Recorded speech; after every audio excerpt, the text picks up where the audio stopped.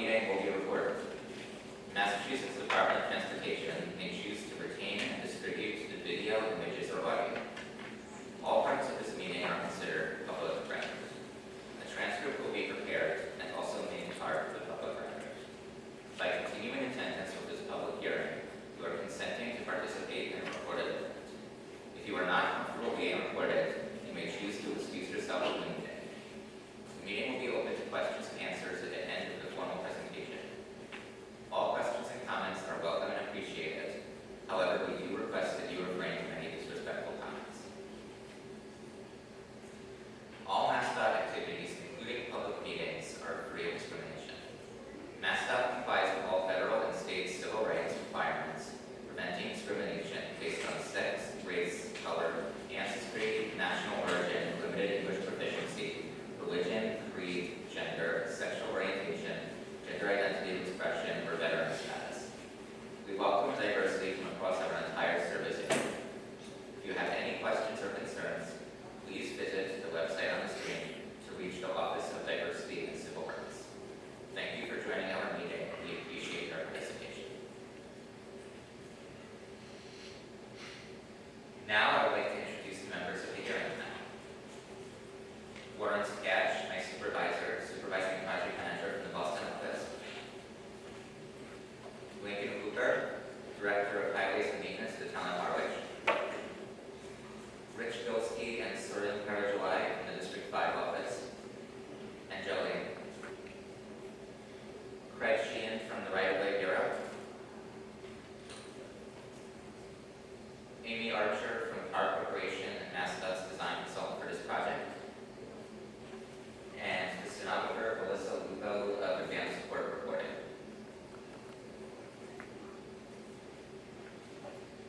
In the handout, the notice of hearing is included on page 2. This notice appeared in the Cape Cod Times on May 29th and June 5th, 2024, and in the Cape Cod Chronicle on May 30th and June 6th. A copy of this notice will be attached in the final hearing transcript. Page 4 of the handout explains the purpose of the hearing, which gives us an opportunity to make a formal presentation of the proposed project, and at the same time allows us to record your input regarding the project. The project we will be presenting is Harwich Elementary Safe Routes School. It will construct the sidewalk along South Street, Main Street, and Sisson Road. We are currently in the design stage, which means that the project is not yet complete, and we welcome your feedback. We estimate the total project will cost approximately $2.5 million, which will come from federal aid funding, with the Federal Highway Administration funding 80% of the total construction cost. Massdot funds the remaining 20%. This project must be programmed in the statewide Transportation Improvement Program in the appropriate federal fiscal year in order for Massdot to solicit bids for eventual construction. The total estimated cost of the project does not include any right-of-way acquisition costs.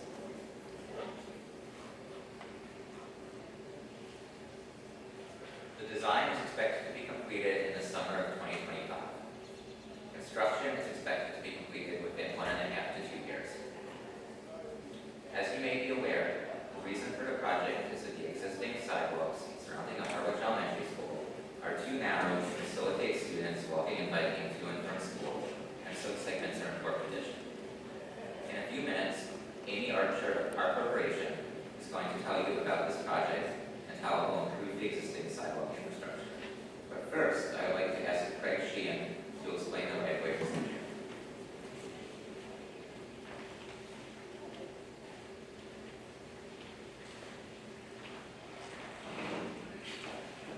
Thank you, Jonathan. This is a very legal document, so I apologize for putting everybody to sleep. Usually not as dry as this. Good evening. So when the Commonwealth, acting through its Massachusetts Department of Transportation Highway Division, indicated it would accept this project for funding, your municipality accepted certain responsibilities. One of those responsibilities is acquiring all the necessary rights in private and public lands for design, construction, and the implementation of this project. My function is to review and recommend procedures that your municipality may use in acquiring these rights. Procedures used must comply with both federal and state regulations. Current design plans indicate that two permanent easements and 30 temporary easements may be required. Property owners impacted by this project will be contacted by municipal officials who will present the proposed impacts to each owner and discuss the methods with which they may acquire the needed rights for the project. Frequently, municipalities may appeal for donations to minimize the acquisition cost to your community. However, donations are not required, and property owners are entitled to an appraisal, review appraisal, and just compensation. Right-of-way documents will be provided to each owner to help them understand the acquisition process and how the project affects their property. Affected property owners' rights are protected under Mass general laws, primarily Chapter 79, and because this project is receiving federal funds, property owners' rights are further defined under Title III of the Real Acts of 1970 as amended.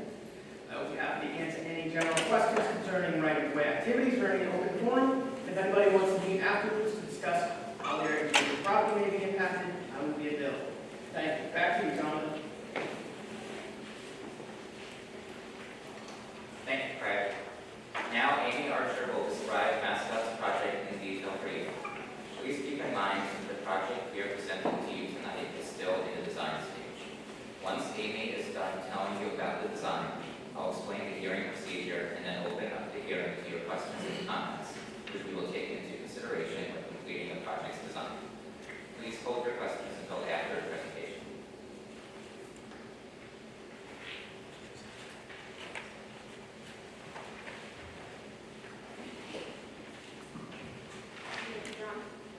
Can everyone hear me okay? I'm going to go through a few things, and then as John said, we'll get your input and anything you guys want to discuss further.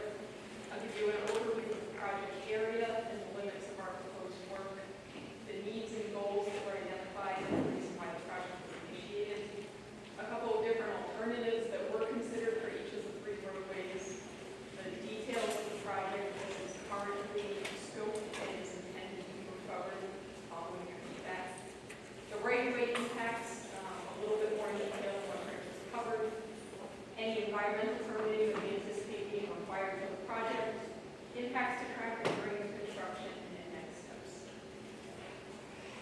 So the project begins at Schoolhouse Drive on South Street, continues clockwise, and then ends back to Schoolhouse Drive on Cicero Road. So it covers about 1,000 feet on South Street from Schoolhouse Drive to Main. It runs along Main from South Street to Cicero Road, and then back down Cicero Road from Main to Schoolhouse Drive. Why was this project initiated? So just so everyone is aware, the town initiated the project. Between the town and the school, there was an identification of the need to improve safety and to try to widen the sidewalks so that more students could access the school using the sidewalk network. So the town and the school then went to Massdot to request the funding to move the project. There are a few different reasons why this project was selected by Massdot as an eligible candidate. The main reason is to improve sidewalks and accessibility. In various sections along these three roads, the existing sidewalks are narrow. In some areas, there is narrow is 3 feet. So ADA standard is 5 feet, pinch to 4 inches to small stretch. So we certainly want to make sure that we're meeting compliance. There are also several areas where there are missing ADA ramps. So the lower right image is an example of what an ADA ramp should look like. It should have relatively level slopes that accommodate all users. It should be clear of obstructions, and it should have an effect for them. So there are various areas where these ramps are missing entirely, and there are some areas where these ramps exist, but they're not up to code.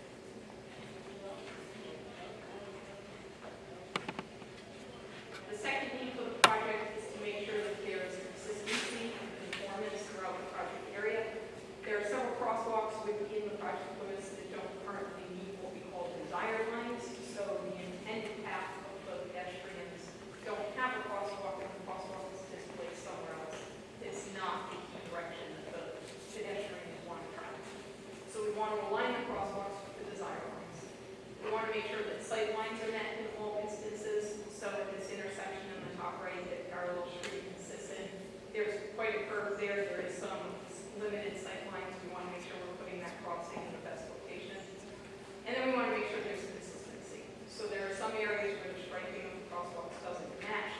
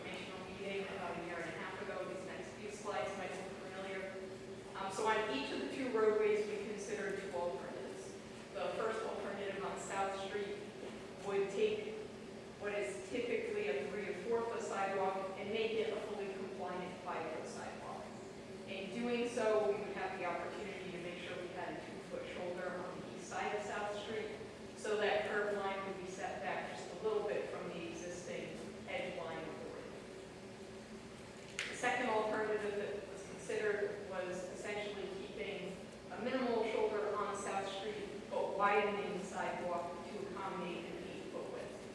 Since South Street accesses the school's main entrance, that's the area where we anticipate the greatest volume of users. So if you look at these two alternatives in comparison, the right-of-way line, which is identified as the layout line, the vertical line between the trees there, the right-of-way on South Street is quite a bit to the east of the edge of the road. Neither alternative would come close to the right-of-way line, so we don't anticipate easements or impacts along South Street. Both improvements could also fit without having impacts to the trees that are along this roadway. As we shift to Main Street, the first alternative that was considered was maintaining the bituminous berm that's out there today, also maintaining the grass buffer, and then improving the sidewalk. There are various areas along Main Street where the sidewalk's a little bit broken up, a couple of areas where it actually compresses a little bit, where it's got some ponding, and it's not always 5 feet wide. So the improvement here would basically be to take the existing sidewalk, make sure it's 5 feet wide everywhere, and adjust some of those drainage locations. The second alternative considered was similar to the second on South Street. We would look at implementing an 8-foot wide sidewalk that could accommodate more users at one time. And then the first alternative and the second alternative showed a different treatment. Either could consider the slope or the retaining wall. However, if we did the second alternative, it doesn't have the berm and the buffer of the retaining wall that fit within the right of way. And if we use the wall with alternative 1, that retaining wall would have sat just beyond the right of way. Circling around the system, the first potential improvement was to install a 5-foot sidewalk. In this area along Sisson, there's quite a bit of slope work. There's some areas where the existing sidewalk sits quite a bit above the roadway, and there are some areas where there's a slope down into the woods off the back of the sidewalk along the west side of the road there. So we considered a 5-foot sidewalk, and then anticipating that we wouldn't have as much use on Sisson as Main and South, the second consideration was a 6-foot sidewalk. But we didn't go all the way to an 8-foot sidewalk. It didn't seem as pertinent along Sisson. Similar to Main Street on Sisson, there's an alternative that could involve slope work that would take more property gradually, but have a little bit lower cost, or there was an alternative where we were looking at including a wall if we went to a wider sidewalk to try to limit impacts further into the property. So we got a lot of feedback from the community at that public informational meeting. We coordinated with Massdot, and we'll walk you through what has advanced to the 25% design in a little more detail. So along South Street, the proposed alternative that has moved forward to this preliminary design phase is the 8-foot sidewalk. So as I mentioned originally, this is a stretch that comes right to the front of the school. We anticipate the most amount of users there between students themselves, or maybe even parents or siblings coming to walk from home. And we want to make sure that we've got a width there that can accommodate all the individuals that would like to utilize the facility. The driveway into Schoolhouse Drive is relatively wide in its width and the crossing length there. So as the project advances, that's another detail we'll look at. We'll run some turning movements for the vehicles coming in there, the buses and the delivery trucks to the school. And we'll see if we can narrow that entrance up a little bit. That same section will continue north on South Street. So just a couple things I'm pointing out here. Differences between crossing an intersection and crossing a driveway. So when we go to cross an intersection, the pedestrians will cross in the roadway pavement, will stripe it very visibly with the high visibility striping. And then at driveways, we'll utilize what they call sidewalk in the driveway. They'll switch to a concrete material so we can form it nicely and grade it properly as the users cross each driveway entrance. Turning up to Main Street, the alternative that's advanced so far is the one that maintains the berm. So Main Street is relatively narrow itself, and it is used quite frequently by the town's emergency response.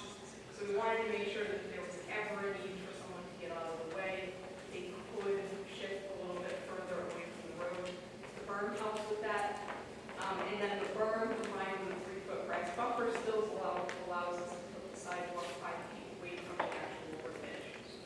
buffer there, Main Street being the busiest street, we're getting some of those setbacks there. This alternative also allows us to avoid some impacts to utilities that we would have had if we switched to a granite curb. As we continue further east, there is a wetland present along the south side of Main Street. It's not heavily visible from the road, but it exists, and we wanted to limit impacts to that as much as possible. So in this stretch of Main Street, we were proposing the wall. The wall will take up a couple of feet beyond the right of way, but it allows us to see several of the trees that exist there along the south side of the road, and it allows us to stay out of the actual footprint of the wetland itself.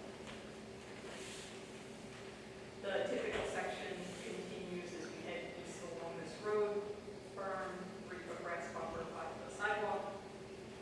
And then one more thing I'd like to highlight on Main Street before we turn on the Sisson is how we handle people that live on the north side and might need to cross to the south, or any individual that may want to traverse to and from the bike path. So at Island Pond Road as well as Henry's, we're going to install a rectangular rapid flashing beacon.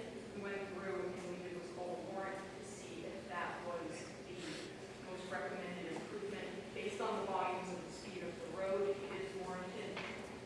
There's a picture in the lower left of what an ROV looks like. I think many people are probably familiar with that. There's one present just a little bit south of our project limit.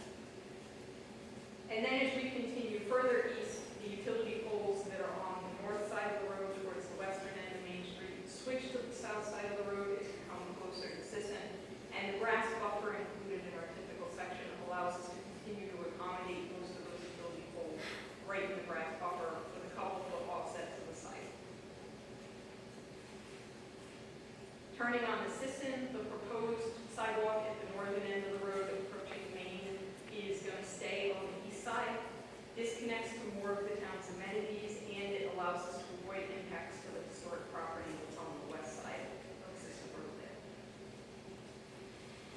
Once we get to Parallel Street, as I mentioned, this intersection today has some sight line limitations. It also has a crosswalk that crosses to the historic property, but not quite to its entrance or where its pathway is.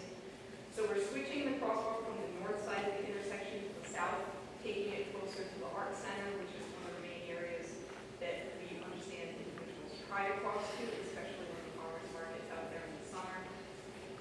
We'll extend the western crosswalk over to the actual entrance to the historic building. And then the sidewalk that runs along the east side past the art center and then north towards Main will allow for any future extension that the town may want to look at along Parallel Street. I know that was identified previously as a potential future connection. So heading south of Parallel, the primary improvement is along the west side of Sisson. We'll be putting a little bit of widening there to make sure that the shoulder on that side is 2 feet, and then installing granite curb and 5-foot sidewalk.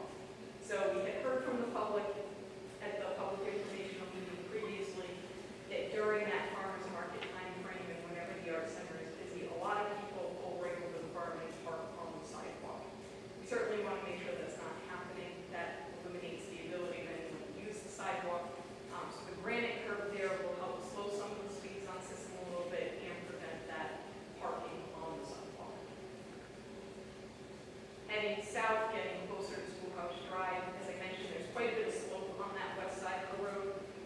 So we're going to use a combination of the granite curb at the road edge and what's called a lock curb at the back of the sidewalk. So a granite curb typically has about a 6-inch reveal. That lock curb has more like a foot, sometimes even up to 14 or 16 inches. So the combination of the two will allow us to make up the majority of that slope differential, so that way we can just use a little bit of grading and in most areas tie back in for the right way. The last section I have here is the southernmost portion of Sisson in our improvements that go connect back to Schoolhouse Drive, and then south of Schoolhouse Drive, the existing network is in good shape, so we'll connect into the existing sidewalk. So a few things to keep in mind. We want to go over quickly how will your property be impacted. So I do believe Greg touched on this at the beginning.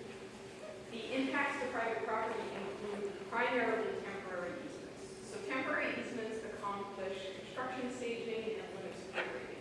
So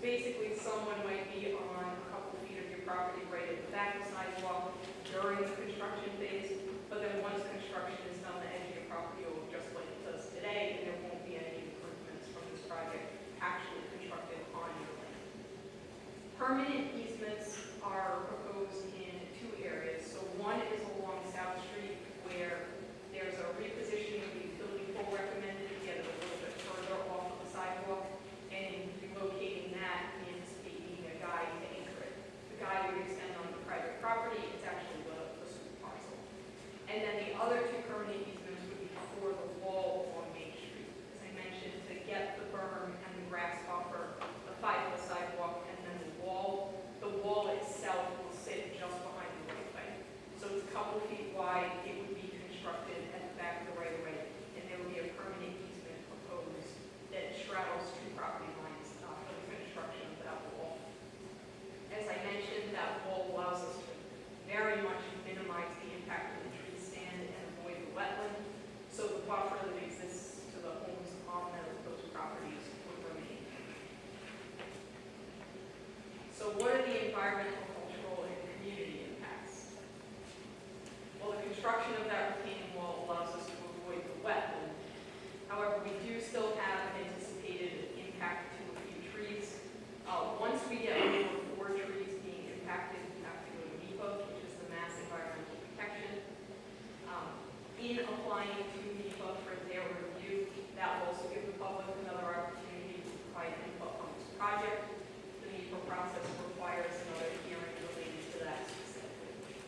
I believe I mentioned we're specifically avoiding the historic property on the west side of Sisson, so there are no historic or cultural impacts anticipated in the construction of this project. And the project will have some increase in impervious area since the sidewalks in many areas are only 3 feet wide and we're looking to get at least 5. There will be that increase in impervious for the width adjustment. How will the road use be affected? So during construction, a lot of times people wonder, what's my day-to-day commute going to look like? So the roads in this project area are relatively narrow. We use lane shifts where we can to try to keep both lanes open, but it is likely there will be short-term alternating one-way traffic setups. The areas that will be impacted will be identified with variable message signs 2 weeks prior to their impact or their interruption, and officers and flaggers will be on site during the construction to provide any additional information. I'm going to turn it back over to John at this point. That's for the remainder. Okay.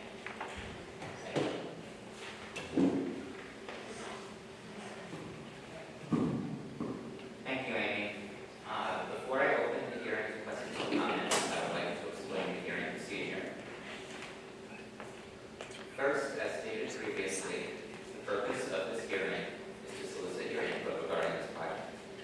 As the plans are not yet complete, we may not be able to answer all of your questions or respond to all of your comments at this time. Next, we ask that anyone who wishes to have his or her comments entered into the official hearing transcript, please stand up, identify yourself by name and affiliation, whether you are an abutter, local official, or concerned citizen, and spell your last name. This is necessary in order for us to obtain a full verbatim transcript as required by law. Also, the last sheet of the handout is a mailing sheet. If you have any questions or comments which you would like to submit in writing, please use this sheet for that purpose. You may leave this sheet with me tonight, or you may mail it to the department within 10 days of this date, and it will become part of the official record. Finally, it is normal procedure to ask elected officials to offer their comments first. Are there any federal, state, or local officials who would like to speak at this time?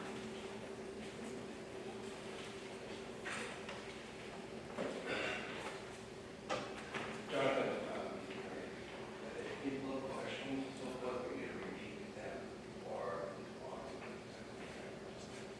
So somebody has a question. Thank you.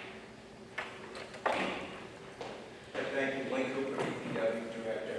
I want to say this project was initiated by the former elementary school principal, and we thought it was a good collaboration between the town and the school system. She has since moved on, so this project has become, by default, kind of mine at the moment.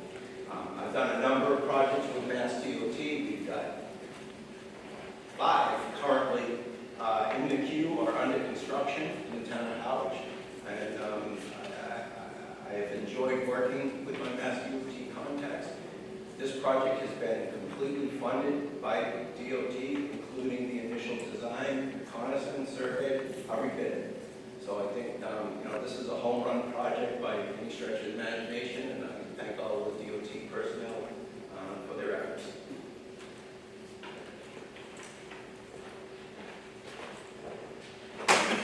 Thank you.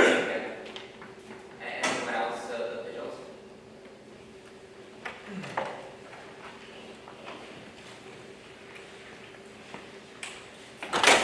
Good evening, Kevin Constantine, C-O-N-S-I-T-I. With the Harvard Police Department, the deputy chief, will be chief when this project occurs. Very happy about this project, long time coming. Both proposals on South Street, I liked with the granite curbing. Our request was we didn't have granite curbing in front of the elementary school.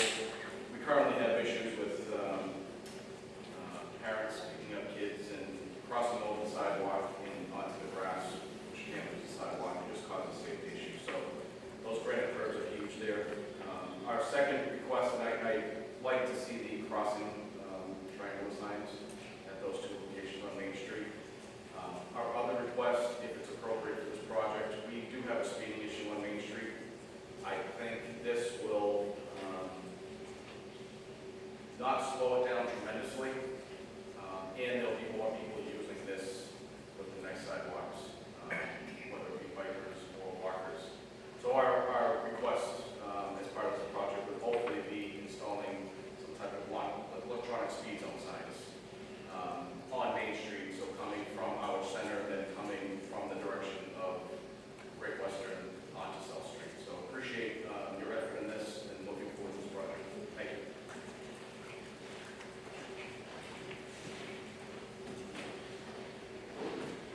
Thank you. We can take that into consideration. Do you want to speak about that, Amy? I think we can consider that. All right. If there are no more officials that would like to speak, this hearing is now open to the public, and we welcome your questions and comments.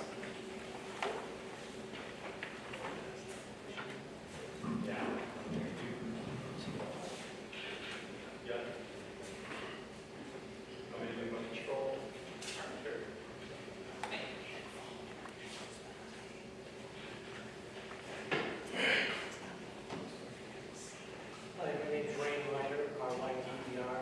I live on the intersection of Forest Street and Main Street. I'm listening to the design of a 5-foot sidewalk. I just, personally, I know there's a telephone pole there, and I have a hill that's probably that high from the sidewalk. And it's maybe 3 feet from the pole to the hill. That's also where you have a crosswalk, so I'm kind of interested if there's going to be any kind of retaining wall or pole being removed, because even without the sidewalk, the telephone pole could constantly get hit by cars. That's a different issue.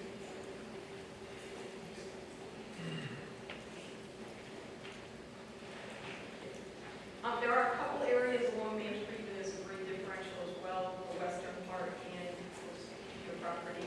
We are proposing that lot curve I was describing, so it would have the sidewalk and then in the back, the lot curve which is exposed about a foot. With that there, we were able to try to integrate pretty easily. I know at the western end, we were anticipating an impact where the hedge is going to be replaced. I don't believe we had any other vegetated impacts, but we have a copy of the plans if you want to show me the particular property. We can take a look at it.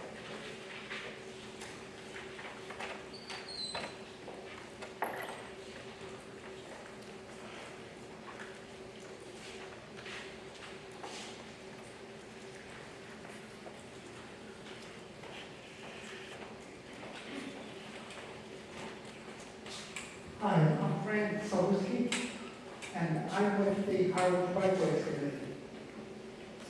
My question is, would there be, with all this planning, would there be any thought to getting bikers, walkers off the rail trail and down to South Street to be on that path going down South Street?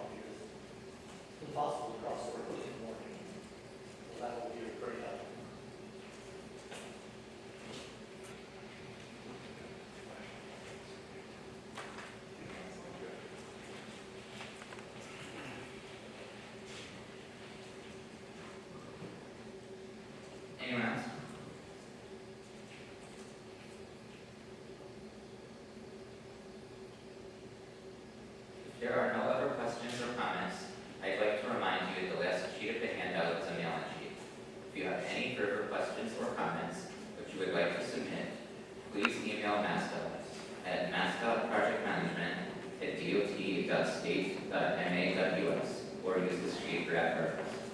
You may leave this sheet with me tonight, or you may mail it to the department within 10 days of this date, and it will become part of the official record. Before I close this hearing, I would like to say that we will be here as long as you are interested in looking at the plans, and we will try to respond to questions that affect you personally. Thank you very much for attending and for providing us with this facility. I declare this hearing closed at 6:38.